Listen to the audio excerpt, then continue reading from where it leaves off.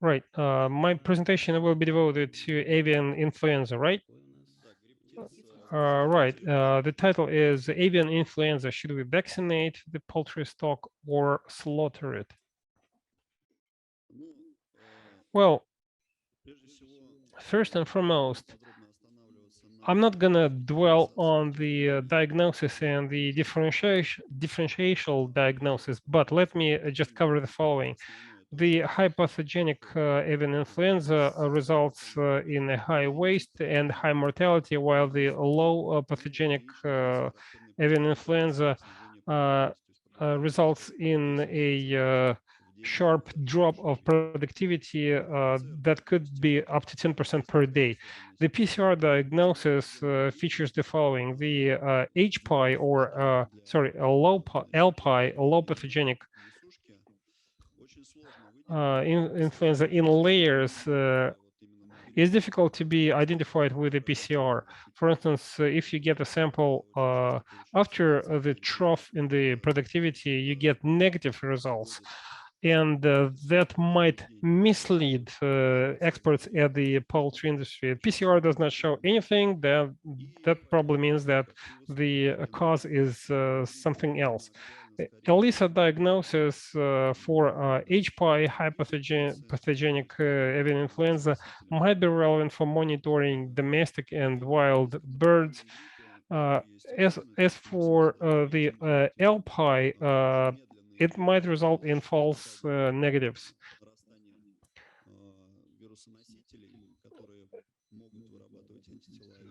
The virus carriers might develop antigens, and screening tests numbering 10 samples might not give you the real situation, the real understanding of a situation. So should we vaccinate the poultry stock?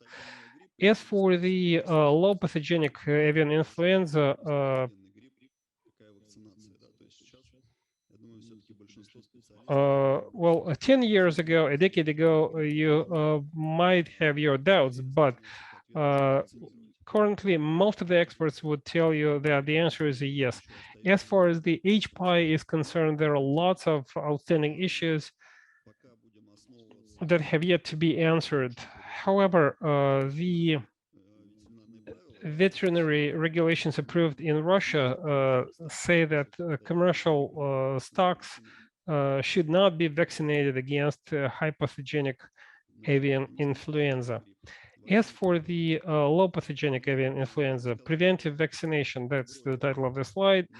For broilers, the situation is as follows. If you do preventive vaccination, and usually it's done in day-old chicks, we have just two national commercial products that we can use to this effect. And we're all aware of the efficacy of the foreign vaccines. I would say that the efficacy is basically on a par. Vaccinated broiler stocks demonstrate a sharp decrease in the waste if they all chicks are vaccinated. However, much depends on the production technology. If it's a continuous cycle, then the waste rate could be reduced. Let's say if your survival rate is 70%, then you can increase it up to 80 to 85. You cannot go any higher because that would require additional technology-related measures.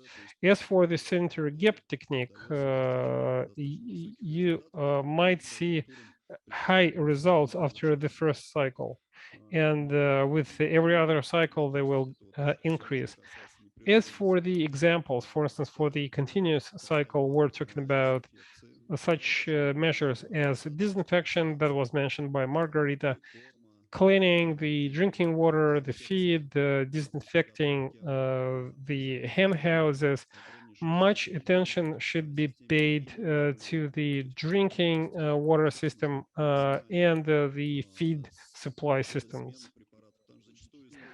drugs should be replaced. Oftentimes, peroxides are used in the drinking water system, and this is not enough because various bacteria still remain in the biofilm in the pipes, preventing other pathologies. For instance, that is especially true for immunodepressions. Uh, the infectious bursal disease might be a problem. Maintaining a healthy gut flora. Most of the viruses grow in the gut. Therefore, if you use acidizers, disinfectants, for instance, oregano mentioned by the previous speaker, might reduce the clinical signs of avian influenza. Antiviral and drugs and immunomodulators. My experience shows that you need to give up using meat and bone meals of bone production. Well, such meals are usually contaminated when they are offloaded or are stored, or if the processing is of poor quality. Alpine genome was found in meat and bone meals of own production at poultry farms, which just shows you that viruses can be transmitted via such meals.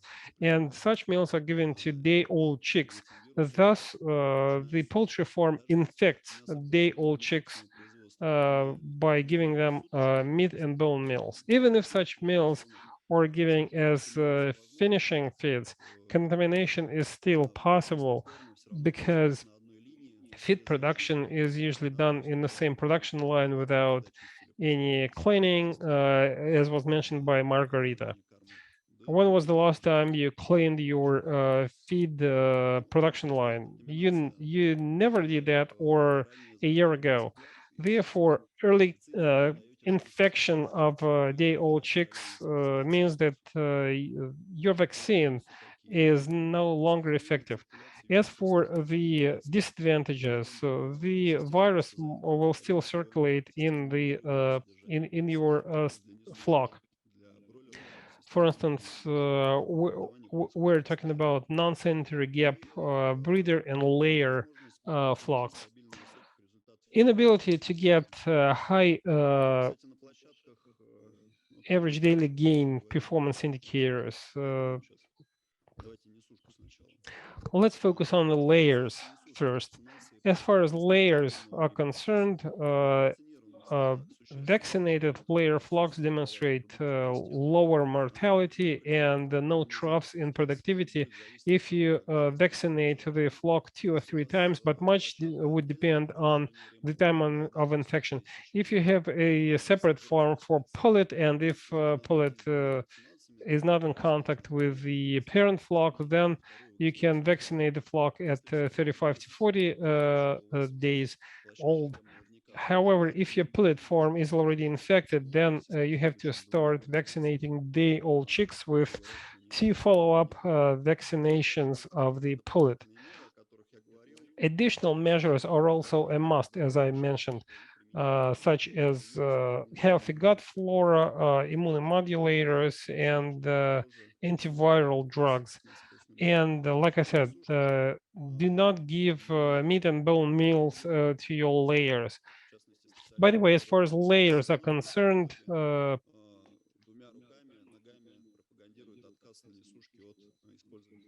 we're all strong advocates of giving up the meat and bone meals for layers. That boosts the productivity and the egg quality. The disadvantage is the circulating virus in the flock,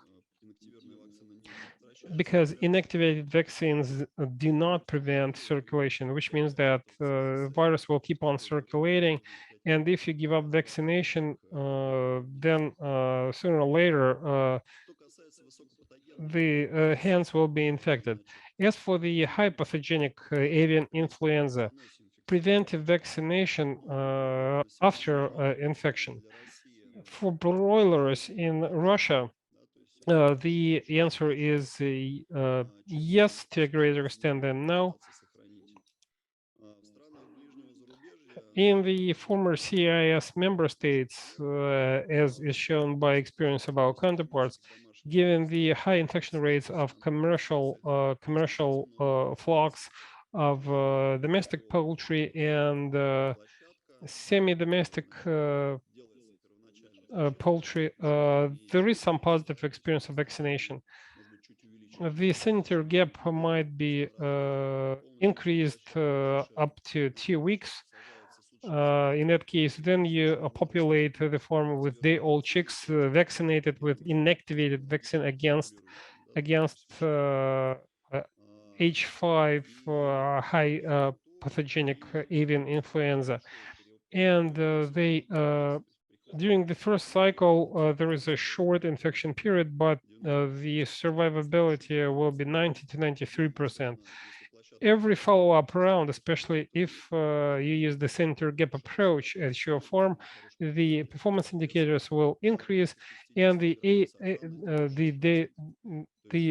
average daily gain will be 60 grams, and the survival rate would be over 96%. That's a good prevention tactic against hypopathogenic avian influenza.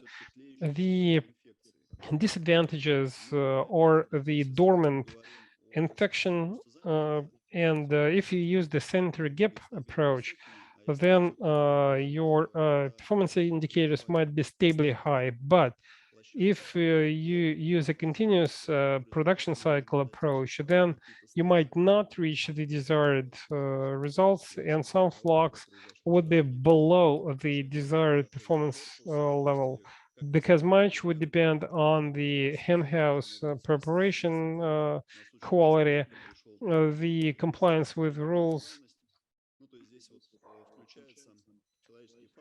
There is always a place for a human factor and the cross-contamination between hen houses. Given the fact that we use homologous vaccine, it's difficult to discern between the indigenous and vaccine antibodies. In St. Pete, someone said that homologous hemagglutinin vaccine should be used, but it should be different for neurominidays. Thus, if you properly select vaccine for neurominidays, you will be able to discern between infectious and non-infectious antibodies. That makes sense for this type of diagnosis. If you want to mass vaccinate broilers against hypopathogenic avian influenza to better understand what are the effects of the vaccine and what are the effects of the wild strain. Hypopathogenic avian influenza in layers or parent flocks. In Russia, the answer is yes rather than no, but there are certain specifics that you have to take into account depending on the region in Russia. In some regions, the risks of avian influenza are higher. For instance, in southern parts of Russia, especially those neighboring on Uzbekistan, the risks are higher. The same holds true for Kazakhstan. And such outbreaks might still be observed there. And commercial flocks are vaccinated against such infections. And that means that vaccinating parent flocks makes sense. As for the former CIS member states' experience, given the high infection rates in domestic poultry farms and semi-domestic poultry farms, such vaccination is done according to unofficial data, and the keyword here is unofficial. I'm talking about rumors amongst vets. For instance, in Uzbekistan, 100% of broiler and layer parent flocks are vaccinated against hypopathogenic avian influenza, and they have been demonstrating quite high results. As for the disadvantages, they include dormant infection, the high probability of having to carry out additional inoculation during the productivity period. And by the way, during the previous presentation, the speaker mentioned that inactivated booster vaccine should be done at an age of 40 weeks. That's the productivity period. That's an interesting point. We used this program for parent flocks only, but they've been using that for layer flocks against the Newcastle disease.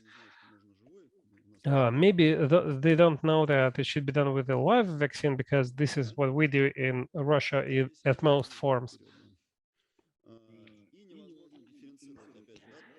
And you cannot differentiate between the infectious and non-infectious antibodies.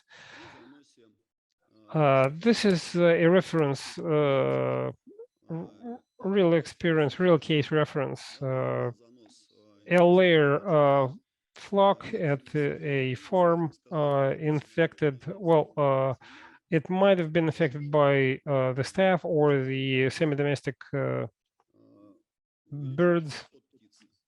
Their mortality started increasing, and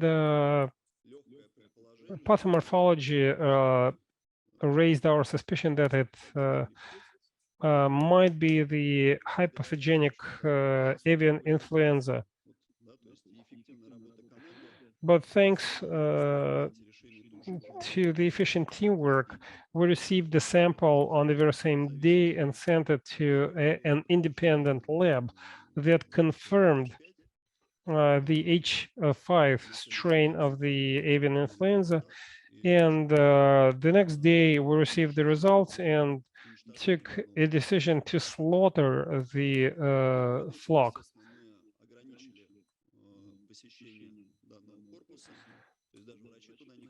But even the vets did not visit the hen house because, as was mentioned by one of the previous speakers, vets might be the source of contamination of the entire farm because vets attend various procedures. They go to different houses, hosting parent flocks and day-old chicks.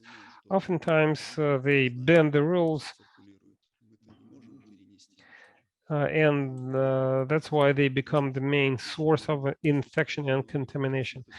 And there are no exceptions as far as the hypopathogenic avian influenza is concerned.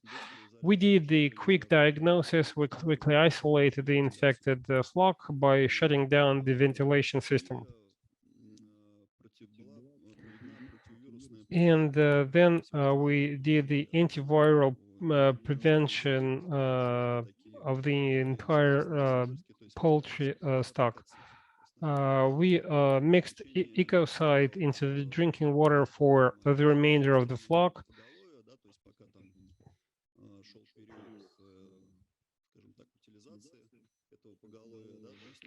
While we slaughtered the infected flock, we mixed this drug into the drinking water in all the other hen houses. We isolated the entire farm, and actually they dug a trench around the hen house to ensure additional protection.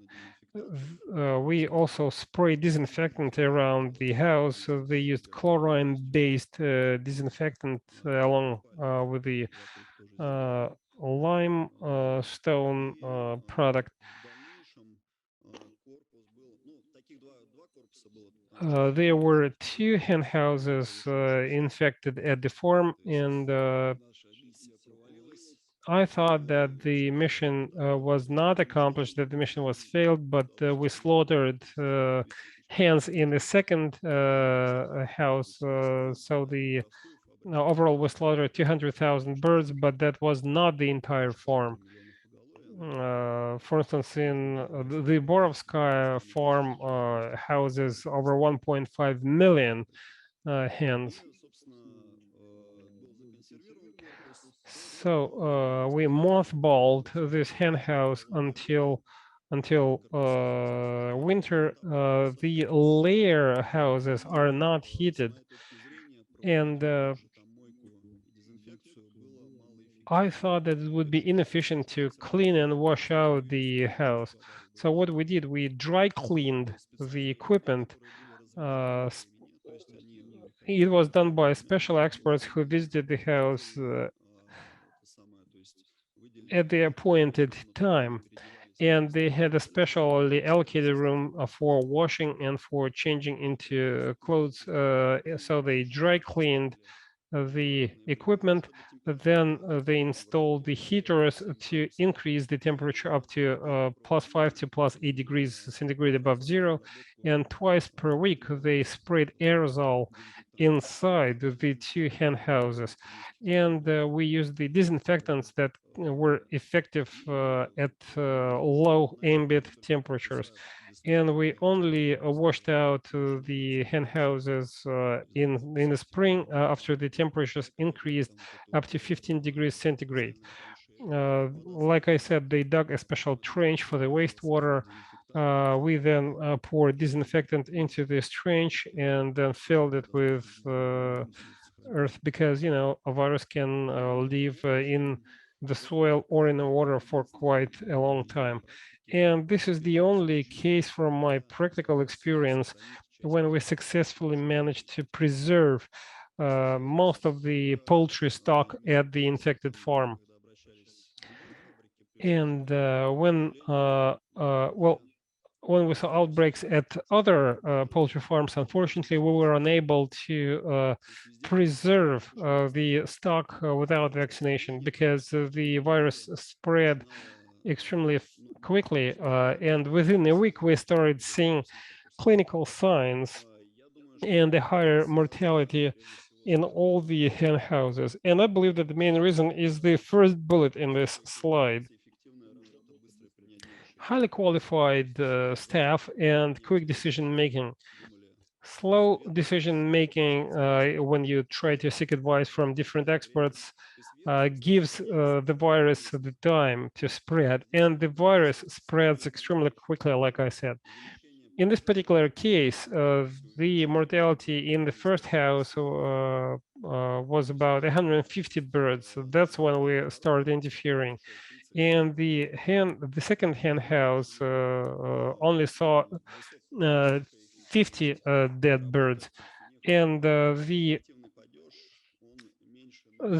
norm mortality should be less than 1% per month. That's for the layers. And another practical experience, high pathogenic avian influenza infection in the vaccinated layer flock. My counterpart from a neighboring country called me and he said that birds started dying, and we suggested that he should slaughter the flock in the house, in the entire flock in the house. But he had his doubts. He lost some time. He had doubts whether it was low pathogenic or high pathogenic avian influenza, but it was high because the mortality rates increased very quickly. So the virus spread across the farm.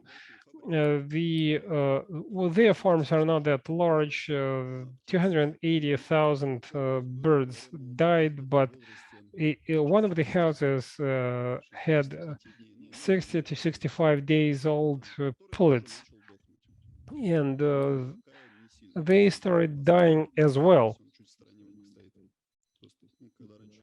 But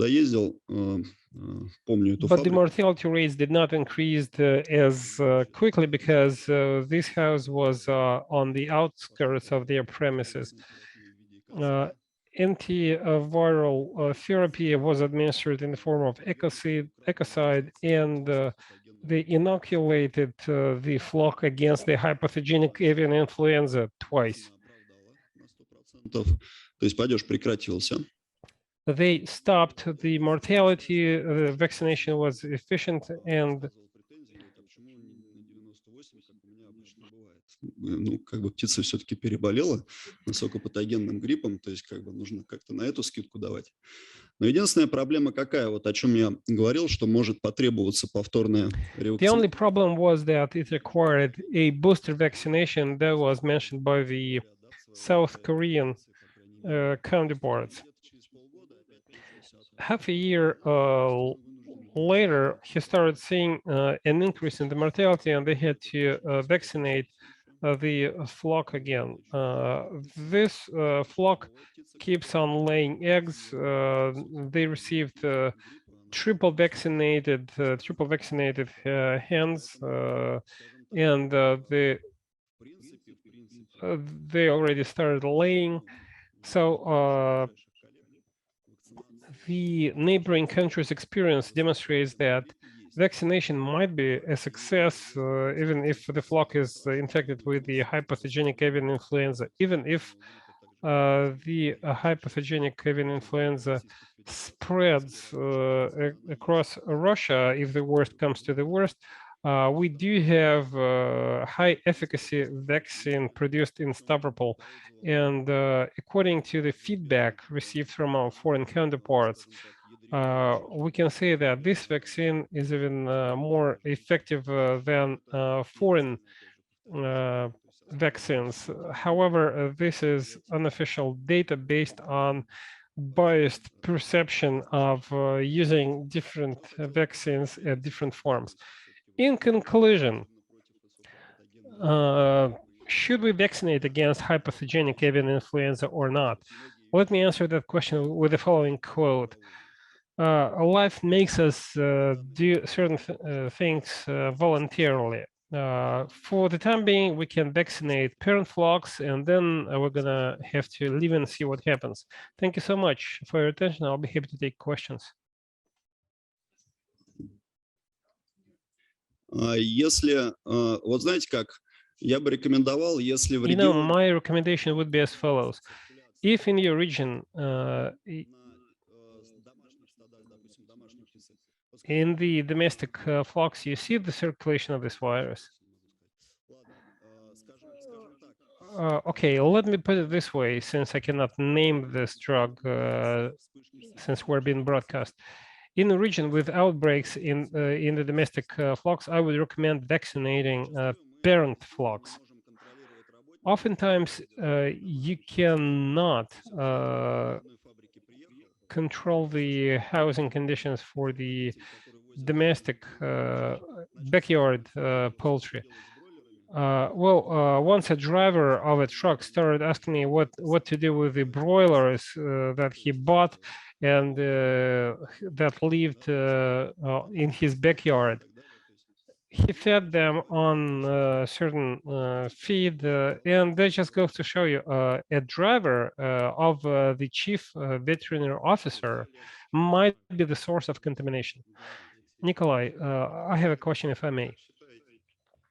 My question is as follows.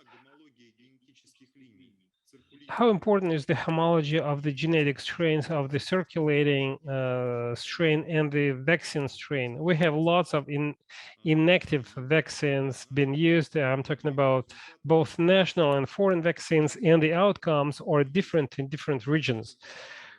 As far as I know, there is a set of totally different genetic lines and nucleotide sequences. So how important is the genetic sequence of the circulating strain and the vaccine strain? That's the first question. And the second question is, if you hyper-vaccinate the parent flock, do we need to vaccinate broilers? If your threshold is 10 days, I'm talking about the maternal association immunity. As for the homology vaccines, there are two different views on that. The first one is that the circulating strain should be homologous to the maximum extent possible. I'm not saying that the strains should be identical, but they should be associated. On the other hand, there is another view. Some experts say that HI homology adherence would be enough to ensure cross protection. However, this factor can only be confirmed if you do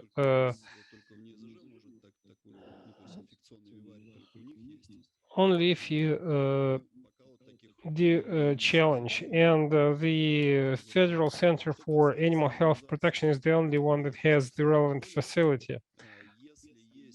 As for the broiler vaccination, if the probability of infecting the broiler stock is high, then you should vaccinate them, because maternal immunity, maternal derived immunity does not protect the flock ideally. There are certain studies showing that if broilers with a high immunity are inoculated at their old age, the vaccination will be less effective than vaccination at 10 days.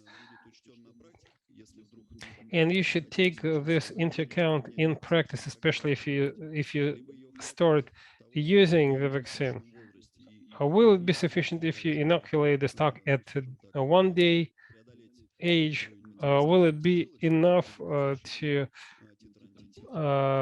develop the required antibody level, or will you have to boost vaccinate them at 10 days? And that might be difficult. I hope I answered your question. Thank you. I also have another practical question, if I may. What vaccine would you recommend to vaccinate broilers against the hypopathogenic avian influenza? We have just two commercially available vaccines. And as far as I know, they use the very same strains. So I would actually address this question to the vaccine producers. What should the antigen be? I believe that the higher the antigen activity is, but especially given the fact that the dose is low, if it's 0.2 for a day-old chick, I think it would be difficult for them to survive such immunization, especially given the fact that we administer oil vaccines, and the second presentation will be devoted just to that, to oil vaccines. The higher the antigen activity, the better the vaccine. But what about now? You are being provocative. Thank you for asking this question. It's not provocative, it's a practical question. What vaccine would you recommend for broilers? I would recommend foreign-made vaccines. We don't have any foreign made vaccines approved in Russia. What about national vaccines? Well, developed the one developed by the Federal Center for Animal Health Protection.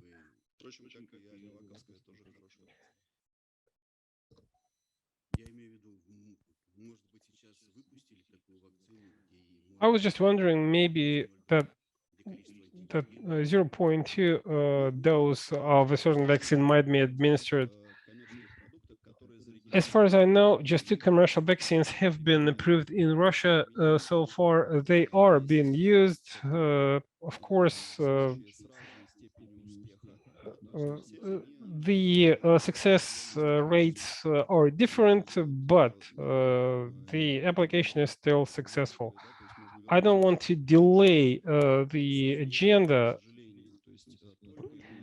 but inactivated vaccination only does not allow you to fully protect broiler flocks. Additional measures are a must. For instance, you need to optimize the living conditions starting from the microclimate and down to using specific feed ingredients, such as not giving the meat and bone meals to your flocks, And high quality preparation of the house is also important. When a day-old chick drinks his first uh, drop of water from the water supply system contaminated with low pathogenic avian influenza, he gets infected. And no matter how efficient the vaccine might be, it will not work because of the early infection. Ladies and gentlemen, we are slightly behind the schedule, so let me sum up. Quick decision making before the virus has a chance to spread to the neighboring hen houses is the key message, I believe, and this is true for many infections. When the vets make decisions quickly, they manage to control outbreaks of various pathogens. For instance,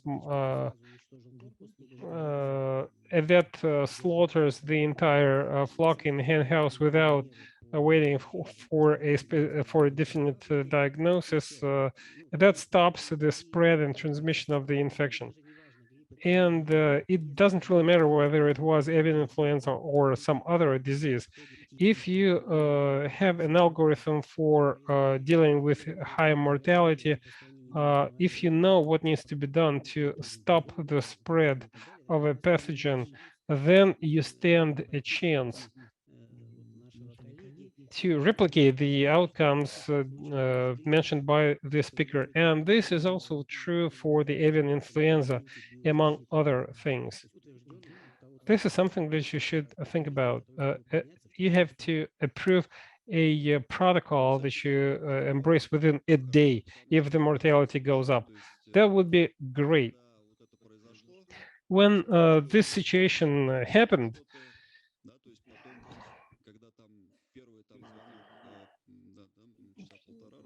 for instance, we talked to the vet I mentioned for an hour and a half or 2 hours. Then it took me a couple of hours to think it through.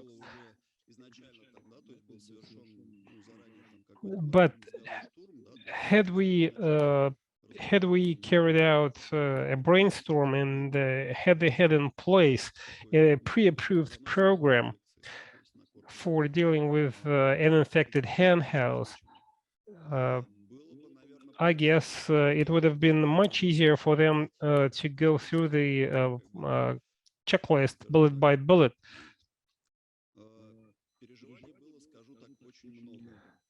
But you know, psychologically wise, it was quite difficult to make a decision on slaughtering an entire hen house and then another one a week later.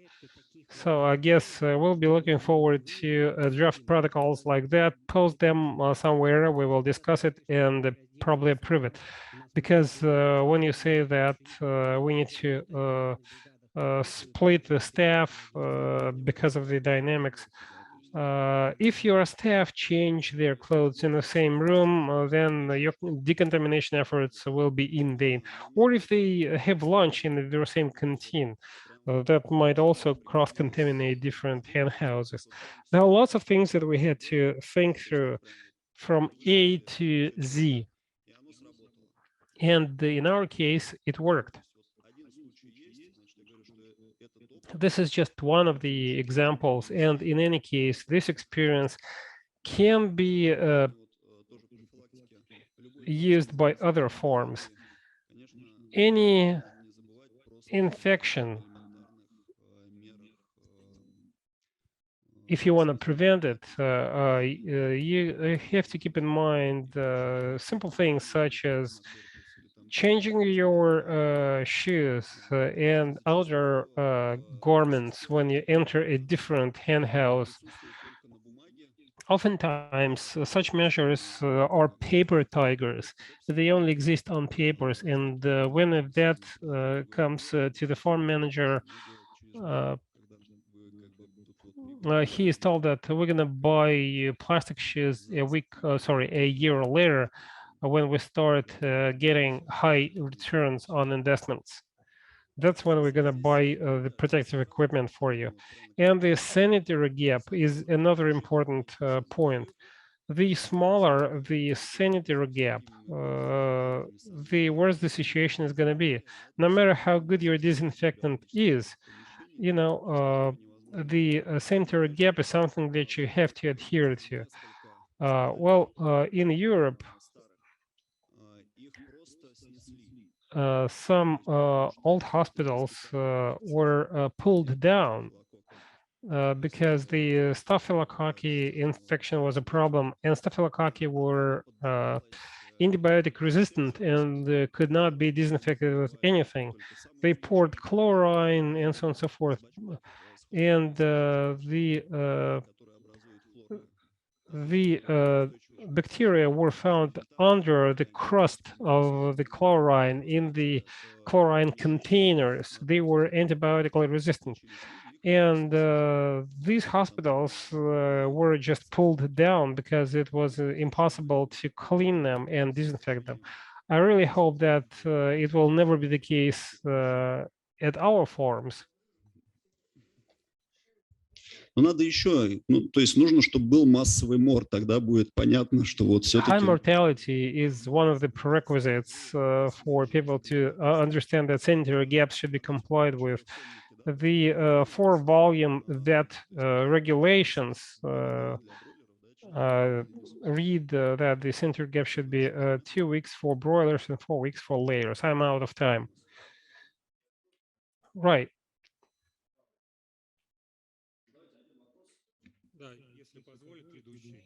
One last question, if I may.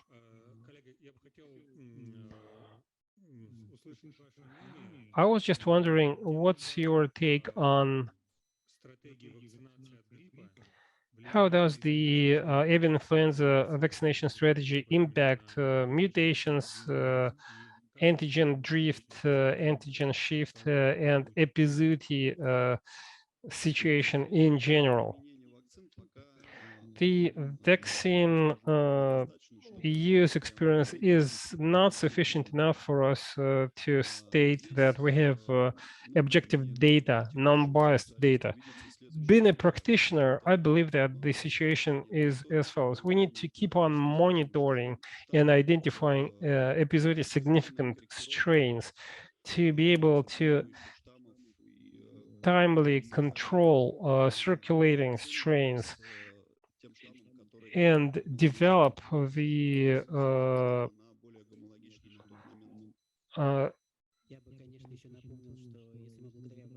strain adapted vaccines. The shift and drift risks go down if you reduce the livestock. By the way, pigs are the most dangerous source. For instance, you can destroy the entire farm. You slaughter the entire farm, but right next to this farm, there might be a village with lots of pigs and other animals, including cattle. Which just goes to show you that we need to respond to the most dangerous sources of the infection rather than vice versa. I would agree with that because